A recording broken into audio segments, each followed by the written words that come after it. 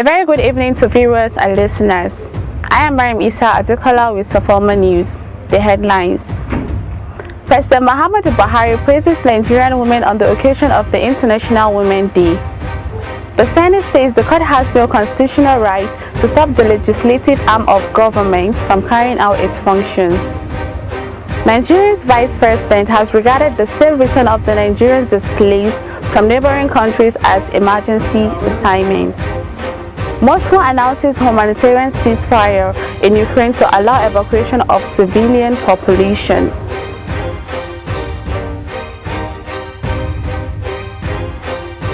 President Muhammadu Buhari has praised Nigerian women on the occasion of International Women's Day.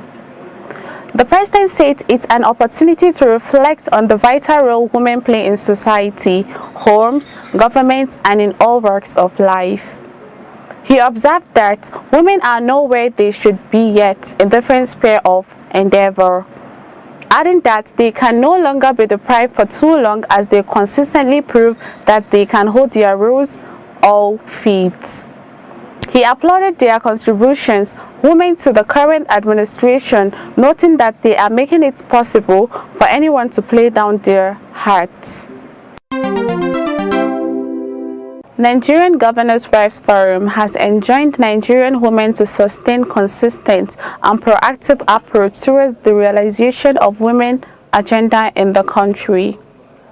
The forum urged women to participate actively in politics and ensure better representation in elective offices at all levels of government. In the same vein, the Nigerian Association of Women Journalists (NAWJ) has appealed to members of the Federal Legislature to, as a matter of agency and in the interest of the spirit and latest of democracy, discard their earlier position and allow for the gender bills to be re-represented and passed. Similarly, members of the Nigerian Army Wives Association has joined the clamor to build a sustainable future through gender equality, as the president of the association, Safalma, at a seminar to commemorate the day called for synergy among women. Gender equality for a sustainable tomorrow. It's about being there in sustaining the whole economy or the country, the world, or the world in itself, participating actively and contributing our own quota as individuals.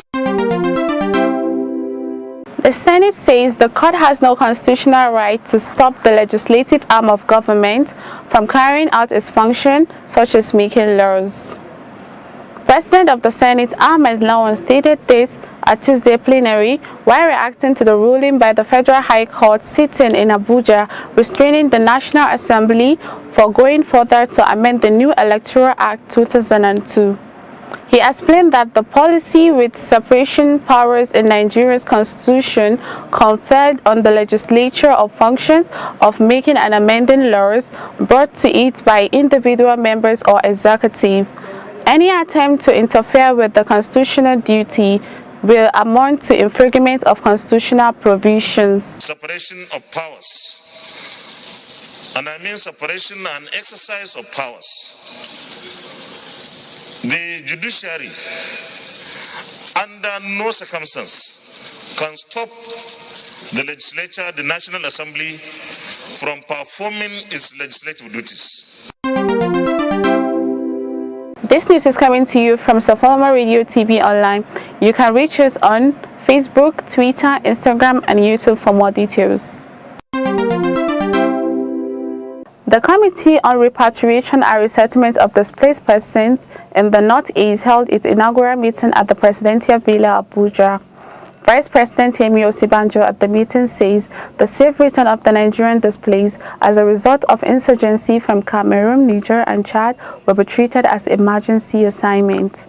The president during the inauguration had told the people of the Northeast region to expect a change from a long years of attack from insurgency to peace and development of their respective areas. Members of the committee at the maiden meeting have put heads together to, among others, to develop plans for repatriation, return and resettlement of the internally displaced persons. To do the best we can to make sure that you are able to return to your home. Governor Babagana Umar Zulum of Borno State has undertaken humanitarian assessment of Malam Fanturi town headquarters of Abidan local government area. The assessment was to finally assess the resettlement work he had assigned a committee headed by the Commissioner of Agriculture, Engineer Bokur Tambaturu, where he inspected 1,000 temporary shelters put in place before permanent houses are fully constructed for the returnees. He directed the Commissioner for Construction, Rehabilitation and Resettlement to immediately rebuild 5 blocks of classrooms at Central Primary School within the next 10 days, a rehabilitation health center as well as Friday mosques around the Katu market in the town. To empower them, so we shall be providing some financial assistance, financial grants to the community so that they can rebuild their homes by themselves. So immediately after they have completed the rebuilding of their own homes, then these temporary shelters will be destroyed.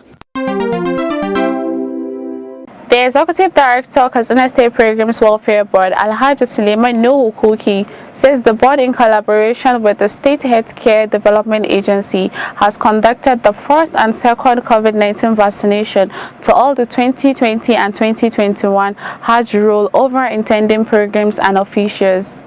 He stated this when he received the inspection team from the National Hajj Commission of Nigeria, NACON, led by the Director, Inspectorate and Compliance, Alhaji Usman Aliyu Shamaki, at the State Hajj camp.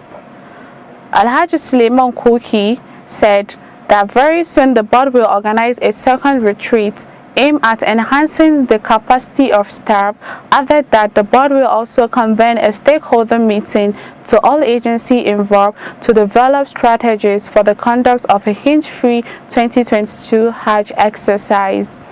On his part, the leader of NACON team, Alhaji Aliyu Usman Shamaki, who expressed appreciation on the level of preparedness and facilities on ground, said they are in Katsina to physically inspect structures and other facilities that will make NACON to issue license to the Board of Conduct of Hajj and Umrah service. As Russia war in Ukraine enters 14th day, Russia's news agency reported that Moscow on Wednesday announced a humanitarian ceasefire in Ukraine to allow the evacuation of the civilian population. In the same vein, Poland is ready to hand its MiG-25 fighters jet to the United States under a scheme that would see the plane given to Ukraine. But Washington rejects the offer, describing it not tenable, saying it raises serious concern to the entire NATO alliance. To end the news, a recap of the headlines. President Muhammadu Buhari praises Nigerian women on the occasion of the International Women's Day.